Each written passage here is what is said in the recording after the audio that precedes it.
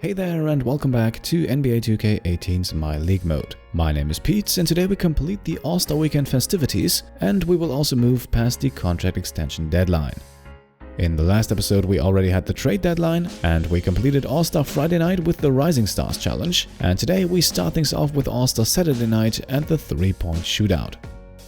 If we look at the participants, not much has changed compared to last year. Klay Thompson, James Harden, Kyle Lowry and Isaiah Thomas are all back for another round, while the Charlotte Hornets' Malik Monk and Kemba Walker replaced Kevin Durant and Damian Lillard. Last year's winner, by the way, was Kyle Lowry. Let's see if he can repeat that success.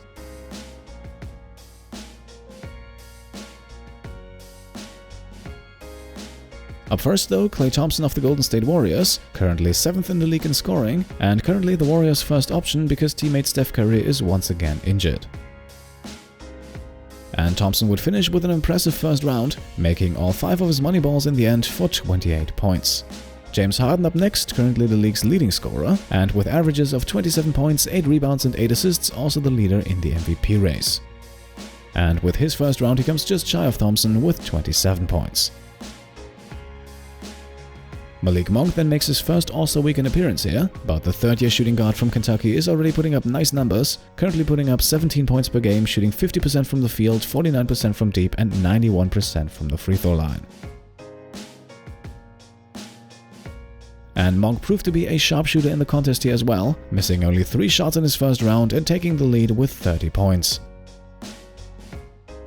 Last year's winner Kyle Lowry then a bit disappointing. He missed about as many shots as he made and finished far behind the other 3 with only 19 points.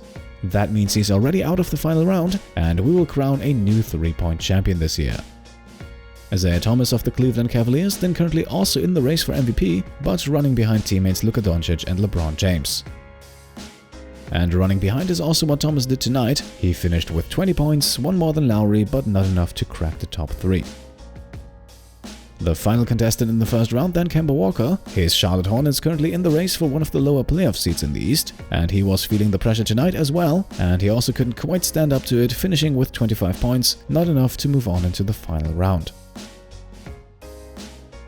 Our 3 finalists therefore: Malik Monk, Klay Thompson and James Harden. Let's see who walks away with the trophy.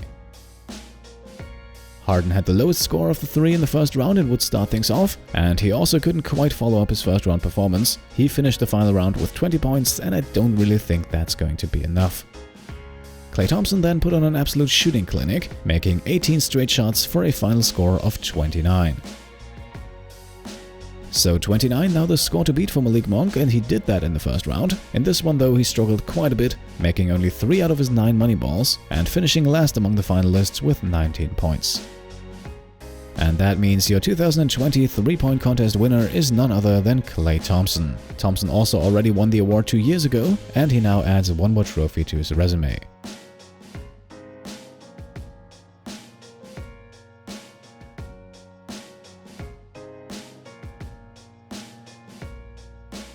Now on to the next event, it's time for the Slam Dunk Contest.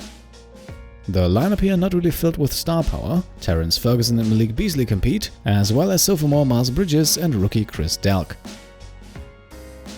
Now last year we had a pretty controversial finish, as this guy right here, Luke Rooks, took the crown, even though he was only tied for the first place, and 2K also screwed up their math because Terrence Ferguson actually had 1 more point.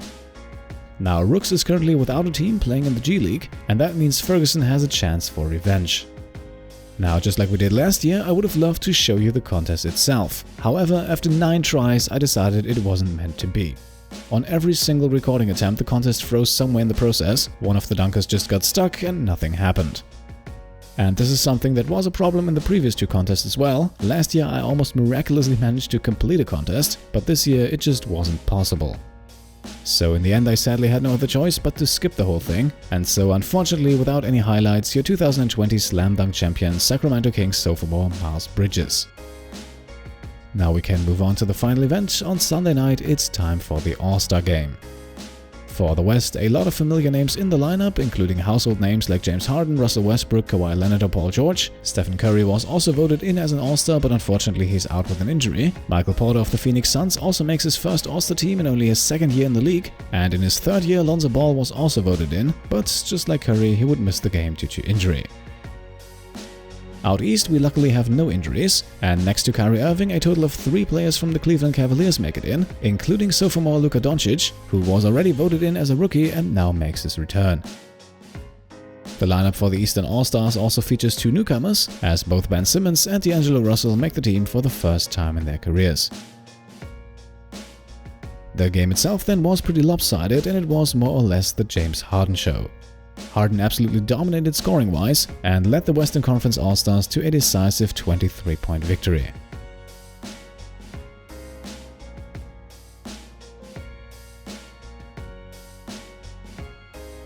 Harden would finish the game scoring 41 points in only 32 minutes, while only 2 of his teammates were even able to crack double digits. The replacements for the injured Curry and Ball, by the way, that would be Eric Bledsoe and CJ McCollum. Out east, the scoring duties were shared a bit more evenly. LeBron James led his team with 15, while Antetokounmpo had an impressive stat line with 12 points, 10 rebounds and 6 assists. And with that, we now wrap up the All-Star break. Our players now had a good week of rest, and we only have 2 more games to play this month, starting things off back home in Louisville against the Chicago Bulls. Mohamed Bamba, by the way, recovering fairly quickly here, and we could already play him in this game again, but I don't want to risk anything in his very young career, so he will likely sit out for 1 or 2 more games.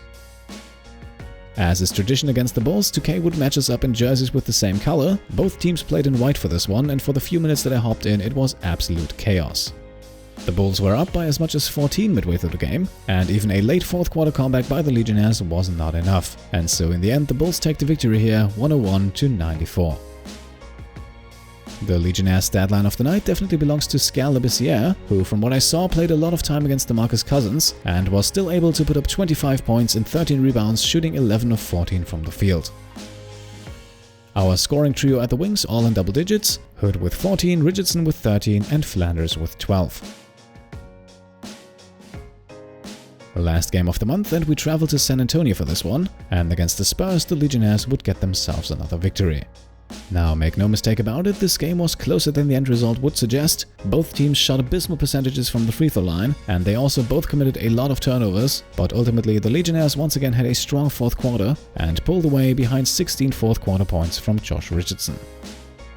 Richardson also ended up being the top scorer tonight with 27 points, but his presence was felt all over the court tonight as he also racked up 7 rebounds, 4 assists and 4 blocks. 6 more guys scored in double figures, including a less than efficient Rodney Hood with 13, a much more efficient Andre Flanders who also had 13, Tyler Ulis with 12 and 7 assists, Skal Labissière with 12 and 6 rebounds, rookie Mitch Dennis with 11 points and 5 assists, and last but not least, Bryce Johnson with 10 points, 6 rebounds, 2 steals and 2 blocks. And with that, we have now completed the month of February. Unfortunately though, none of our players won any more awards, but we are now about to pass the contract extension deadline. Now for our team, this is a pretty uneventful day. At this point we only have 4 players on expiring deals and only one of them can be re-signed, and the whole point of trading for Omar Ashik was to let his contract run out. So we can safely move past the deadline, but we're not going to start the next game just yet. For other teams the deadline was quite a bit more important, so let's have a quick look around the league at those players who did not sign an extension and will therefore now become free agents.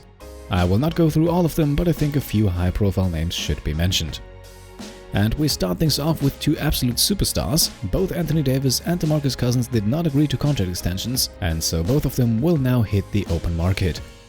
And I have to admit, going after Davis is tempting, but we should also keep in mind that New Orleans still has his bird rights, so they can offer him quite a bit more money compared to other teams.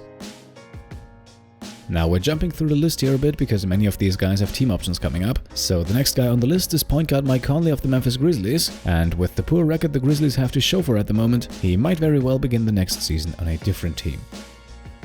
Big man Hassan Whiteside also becomes a free agent, and so does Zach LaVine, and with George Hill we also have another point guard hitting the open market. Somewhat surprising then, the Pistons also not able to sign Andre Drummond to an extension, so the 26-year-old center might get a big payday from someone else in a few months. Now there are a few more guys here on the list, but we'll get into details when free agency arrives. For the moment, these were the most important candidates. And so we now begin the month of March with a matchup against the Las Vegas Aces.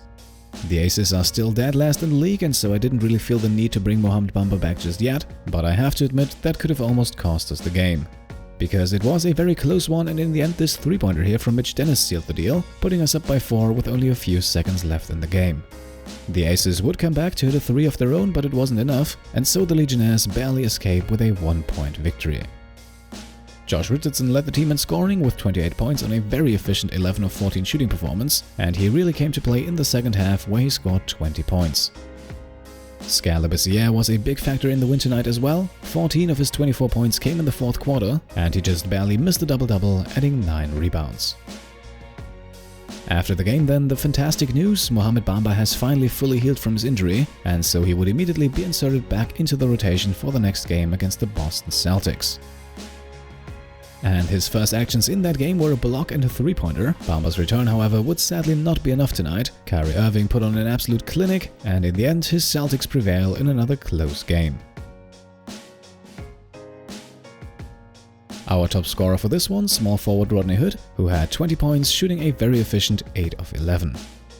Andre Flanders also wasn't bad, shooting 6 of 10 for 19 points, and Josh Richardson finished with 17. Bamba himself then returned to the lineup with a pretty poor shooting performance. He only made 3 of his 11 attempts from the field. Still, he would once again finish in double-double territory with 10 points and 9 rebounds, and his other stats are up to his usual standards as well, as he also got himself 2 steals and 3 blocks tonight. Last game of the week and also of the episode, now against the Phoenix Suns, who have fallen off a bit in the Western Conference. They led the West for a long time this season. Now they have dropped down a bit and currently occupy the 6th seed, so I think they are definitely in need of a win. And they also had a good chance of getting one here tonight. With about 12 seconds left to play, they inbound the ball down by 2. Devin Booker, however, unable to get the 3-pointer off. Instead, he drives and takes a long and contested 2. That misses, but Greg Monroe is there to clean it up. His shot goes in with the buzzer, and this was a close call, so the officials signal for the review.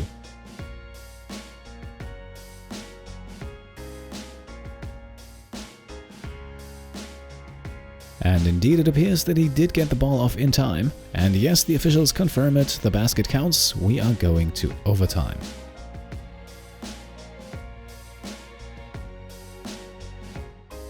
In that overtime period though, the Legionnaires would stand tall. Mohamed Bamba was back to his usual self, we played good defense, and in the end came away with a hard-fought 8-point victory.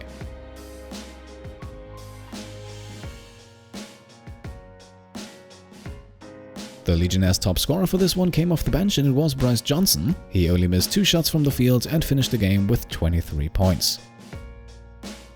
The player of the game honors though go to a different guy, and that would be sophomore sensation Mohamed Bamba.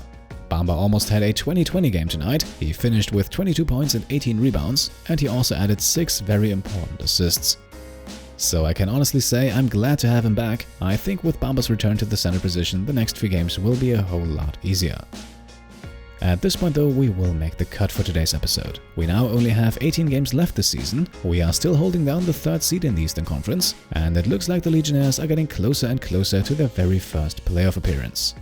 Maybe we can already secure a spot next episode? Until then, let me know your thoughts, questions and ideas in the comments below, and if you liked the episode, then I would of course be happy if you could give it a thumbs up. Also, if you haven't subscribed already, then go ahead and feel free to do so. Thank you all for watching, and I'll see you next time. Cheers.